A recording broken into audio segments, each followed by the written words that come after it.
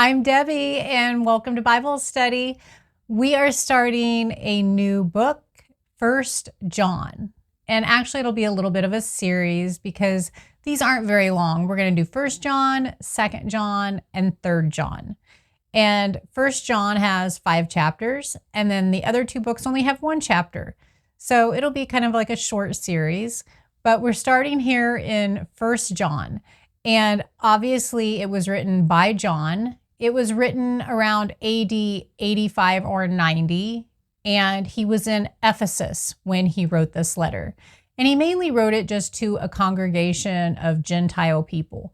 And in this first chapter, we're going to be reading about light and darkness. And if you're a true Christian, you don't keep staying in the darkness. You don't keep sinning. You need to confess your sins and you will be forgiven.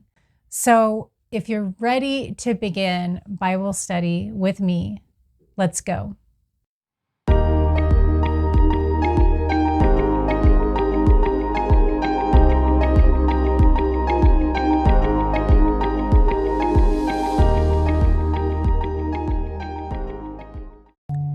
Dear Heavenly Father, we come to you with thanksgiving. And we ask that you give us knowledge, understanding, and wisdom as we study your word together today. Do your work in us in your perfect timing and help us to be sensitive to your leading in our lives. Give us a fresh insight and let us leave today's study with a new perspective. In Jesus' name we pray. Amen. 1 John was written by John, one of Jesus' original 12 disciples. He was probably the disciple whom Jesus loved, where it mentioned that in John chapter 21, verse 20.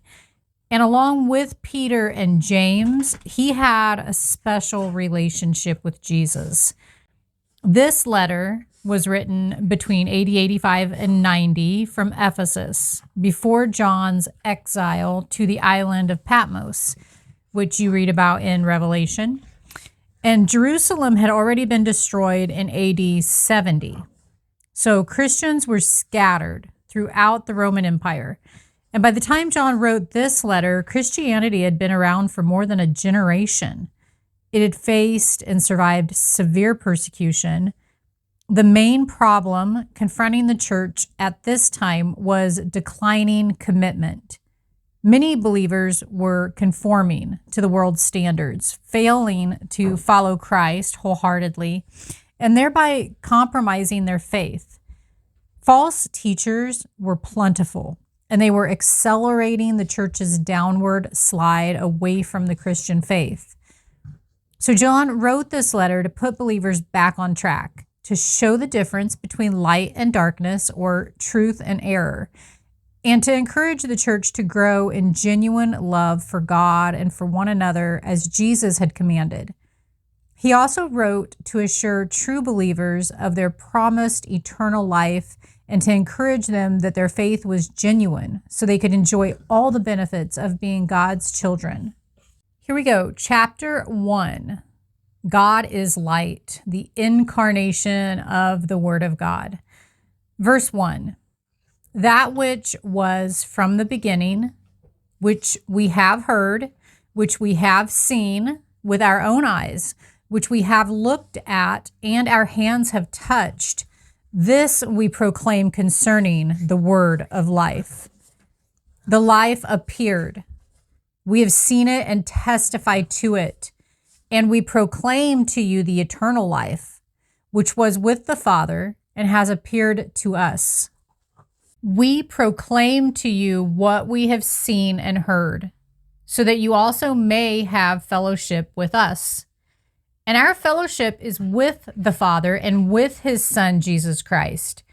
We write this to make our joy complete. So John opens his first letter to the churches similarly to the way he began his gospel in the book of John, emphasizing that the eternal Word of God, or Jesus Christ, came into the world as human in order to rescue us from sin and restore our fellowship with God. When John says we, He's including himself with the other disciples as eyewitnesses to Jesus' life. John had lived and traveled with Jesus, having personal physical contact with him over several years. He knew beyond any doubt that Jesus brings light and life. John writes about having fellowship with other believers. There's 3 principles behind the Christian fellowship. 1, we should ground our fellowship in the testimony of God's word. Without this underlying standard, our unity will dissolve. 2nd, because unity is so vital to functioning effectively as the body of Christ, we must be absolutely committed to making unity a priority. And number 3, we should seek daily renewal through the Holy Spirit. True fellowship combines social and spiritual interaction and is made possible through a living relationship with Christ. As a personal companion and eyewitness to Jesus' ministry, John was qualified to teach the truth about him. The readers of this letter had not seen and heard Jesus themselves, but they could trust that what John wrote was accurate. Jesus had promised the disciples that the Holy Spirit would remind them of all that he had said. This was from John chapter 14. We're like those second and third generation Christians. Though we haven't personally seen, heard, or touched Jesus, we have the New Testament record of his eyewitnesses, and we can trust that they have spoken the truth about him. Verse 5, this is the message we have heard from him and declare to you. God is light. In him there is no darkness at all. If we claim to have fellowship with him, and yet walk in the darkness, we lie and do not live out the truth. Light represents what is good, pure, true, holy, and reliable. Darkness represents what's sinful and evil.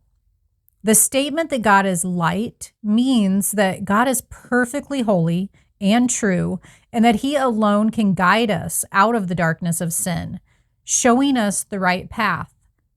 His light clearly and truthfully exposes our motives, whether they're good or bad.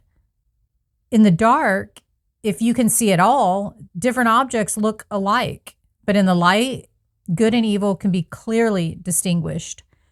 Just as darkness can't exist in the presence of light, sin can't exist in the presence of a holy God. If we want to be in a relationship with God, we must put aside our sinful ways of thinking and living. We become hypocrites if we say we belong to him, but then go out and live only for ourselves with little thought of serving others. Christ will expose and judge such deceit.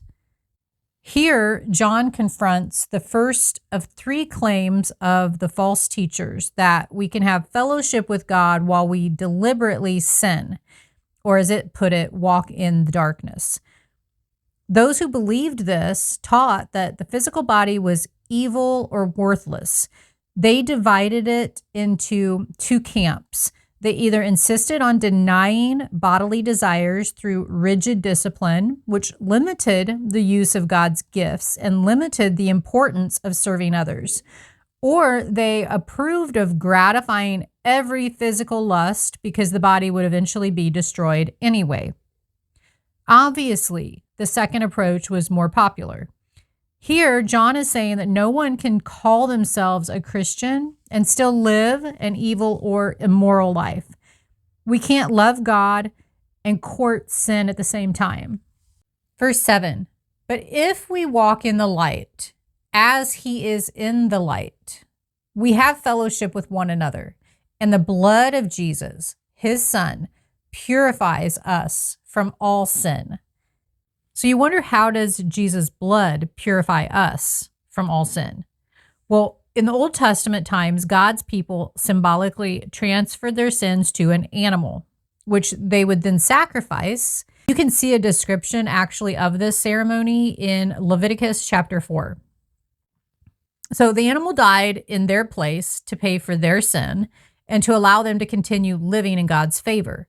The blood of the animal stood for the life of the person. God graciously forgave them because of their faith in him and because they obeyed his commandments concerning the sacrifice. Those sacrifices anticipated the day when the death of Jesus Christ, symbolized by his shed blood, would completely remove sin. Real cleansing from sin came from Jesus, the Lamb of God, who takes away the sin of the world, it says in John chapter 1, verse 29. Sin, by its very nature, brings death. Jesus didn't die for his own sins. He had none. Instead, by a transaction that we may never fully understand, he died for the sins of the world. When we commit our lives to Christ and thus identify ourselves with him, his death becomes ours. He has paid the penalty for our sins, and his blood has purified us. Just as Christ rose from the grave, we rise to a new life of fellowship with him.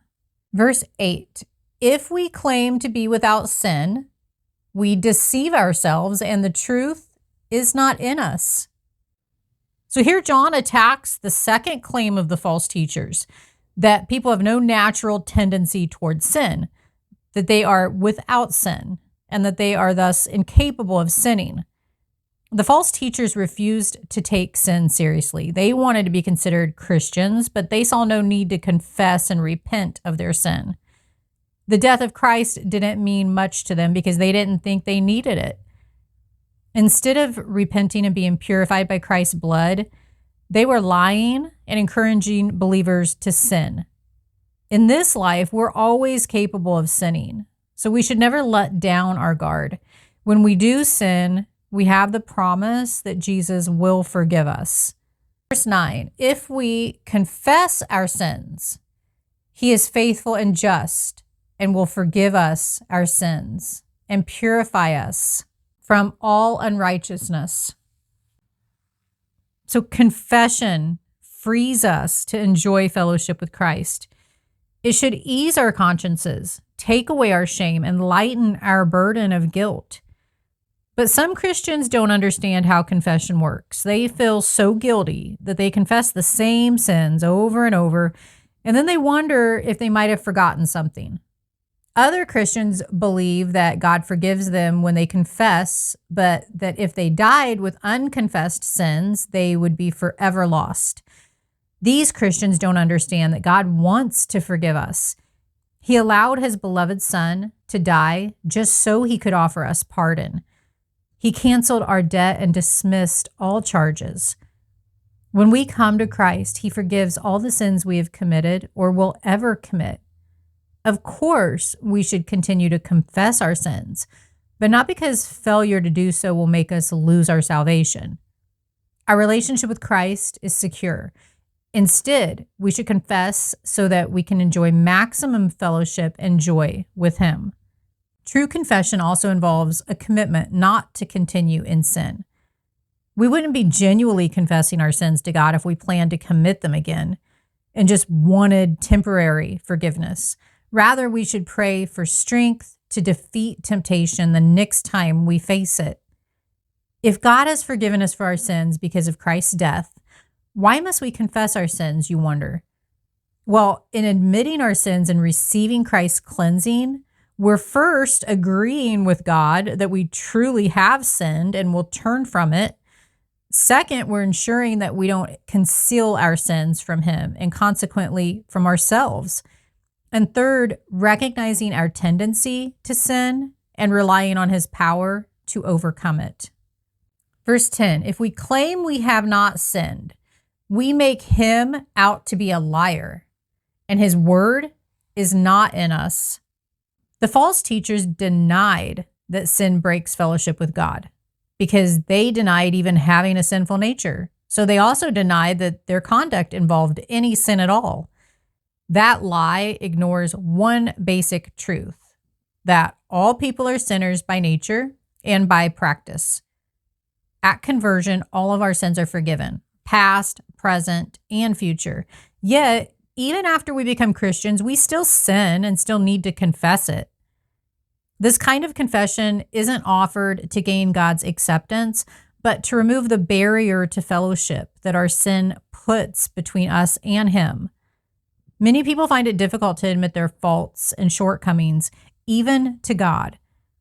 To recognize our sinful weakness takes humility and honesty, and most would rather pretend that they're fine. But we needn't fear revealing our sins to God. He knows them already.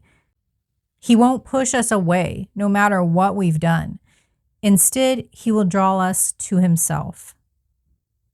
If you enjoyed this Bible study, please hit the like button and click on the next video. We'll continue in chapter 2, and we're going to be reading about love and hatred for believers and warnings about denying Jesus Christ.